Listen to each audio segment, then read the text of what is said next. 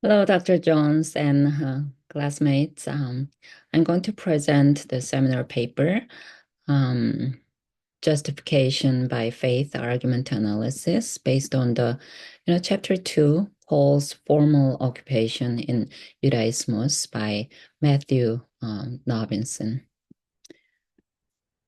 So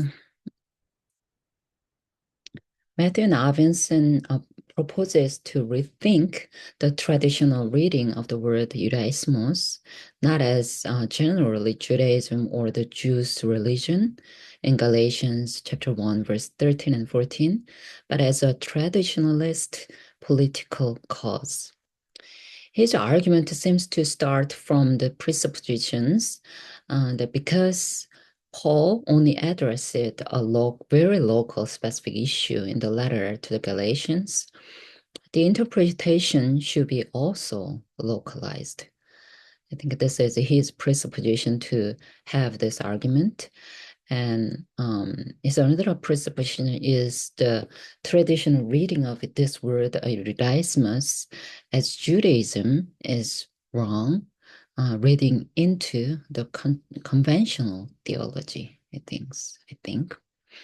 So in this paper, I briefly address the hermeneutical and exegetical approach Novenson used to present the meaning of this word, and strengths and weaknesses of his argument, and practical ministry implications from this discussion. So first, Novenson provides a short literature review, how other scholars have understood Judaismus, mainly as a criticism of Judaism. So he quotes, Christianity versus Judaism, church versus synagogue, or even the cosmic antinomy of God's apocalyptic act in Christ versus religion.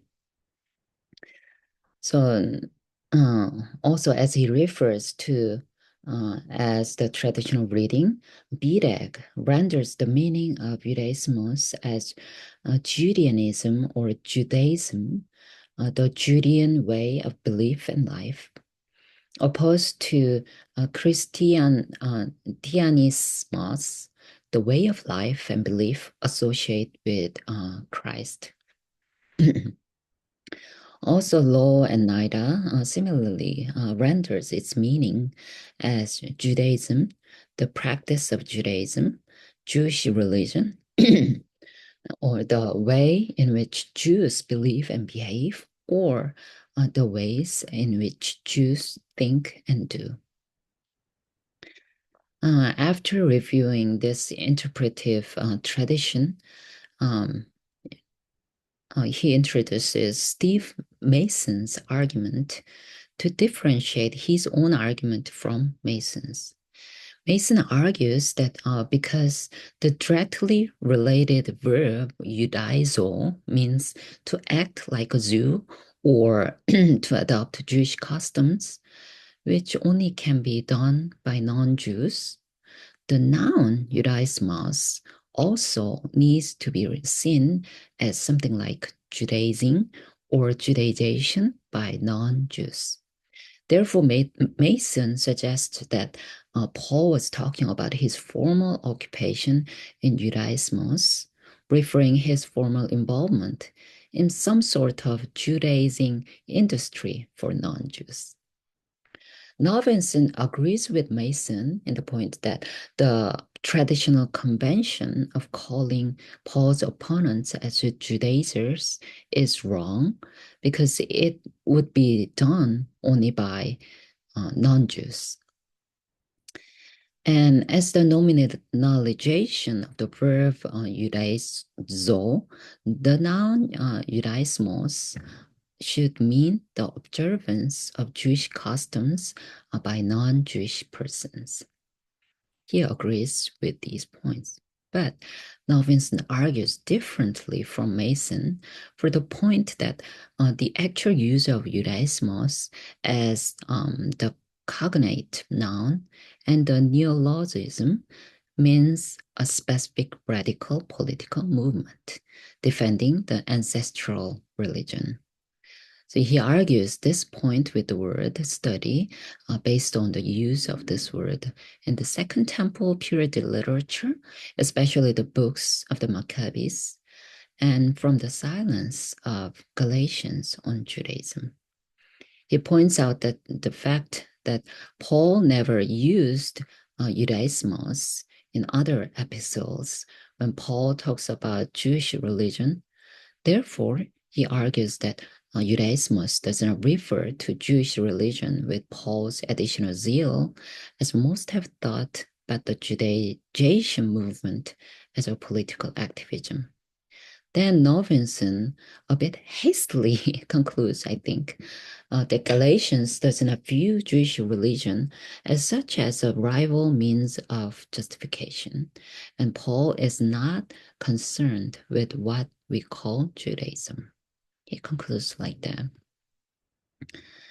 So, for overall, Novenson raised a valid argument regarding the use of Judaismos in Galatians based on the study of this word used in the Second Temple period literature and other early Christian inscriptions. I agree that this word could be used to indicate the specific activist movement addressing traditionalism instead of general Jewish religion. However, that does not mean that Paul did not have any intention to dispute the human religious approach. Here in Galatians, specifically Jewish religion, in contrast to the truth of the gospel. Paul's main focus is the truth of the gospel. So practical significance for the saints at that time and today, I think remains the same, whether we read it as Judaism or a particular Jewish activist movement. So I found a interesting article by Carlos Gil Arbiol. The title is Judaismos and Judaizo in Paul and the Galatian Controversy, an examination of supposed positions. This article is published in the Journal for the Study of the New Testament.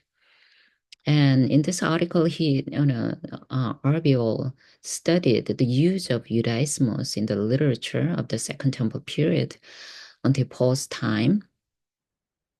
And he concludes, a more specific meaning than Judaism in general, and points to a perception, inclinations of non-Jews to the Jewish way of life. So he also quotes this article by Novenson, but as Arbiol points out, by using his former position, Judaismos, using this word, Paul highlights his extreme zeal for the ancestral traditions in these verses. So whether it doesn't matter whether we read it as Judaism or an activist movement. And this highlight is for showing that Paul left that position because of the gospel truth. So the emphasis is the gospel truth. So Paul stresses God's continuity and coherence of his salvation, not disconnection, by reassessing his former convictions regarding fellow Judeans and the Gentiles in the light of the ecclesia through his son Christ. So today as well, when we stay in the gospel truth, being received justification only through faith in Christ by God's grace, we experience persecution as Paul experienced from inside and outside. So we need to acknowledge and reject the constant temptation to compromise, assimilate, and drift back to any of our formal zeal or false earning mentality by remembering the gospel truth, by abiding in freedom and love in Christ, by walking in the Spirit, by doing good to all people, and by boasting only the cross of Christ, as Paul teaches in the later chapters of Galatians. So that's it for my paper. Thank you for listening.